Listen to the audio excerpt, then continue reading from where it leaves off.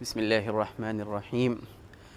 عالم عرب اور عرب ممالک میں پانی کی بڑی دشواری ہوتی ہے اور پانی کا حصول بڑا مشکل ہوتا ہے، اور پانی کے استعمال میں بہت زیادہ احتیاط برتی جاتی ہے۔ اس لیے جس طرح کا پانی ہوتا ہے اس کا بالکل الگ نظام ہوتا ہے۔ مثال کے طور پر کچھ پانی تو وہ ہوتے ہیں جو پینے کے لائق بھی ہوتے ہیں، تو اس کے لیے استعمال ہوتا ہے میاہ صالحۃ للشرب، ایسا پانی جو پینے کے لائق ہو، اور اگر یہ لائق نہ ہو پینے کے تو وہاں پر میاہ غیر صالحۃ للشرب یہ لکھا جاتا ہے، اور نیچے لکھا ہے 10,000 جالون یہ گیلن کے لیے استعمال ہوتا ہے۔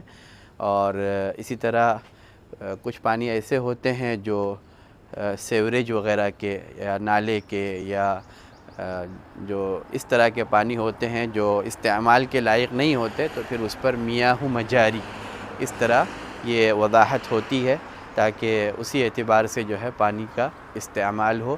تو جو پانی پینے کے لائق ہوتا ہے اس کے لیے میاہ صالحۃ للشرب، اور اگر پینے کے لائق نہ ہو تو میاہ غیر صالحۃ للشرب۔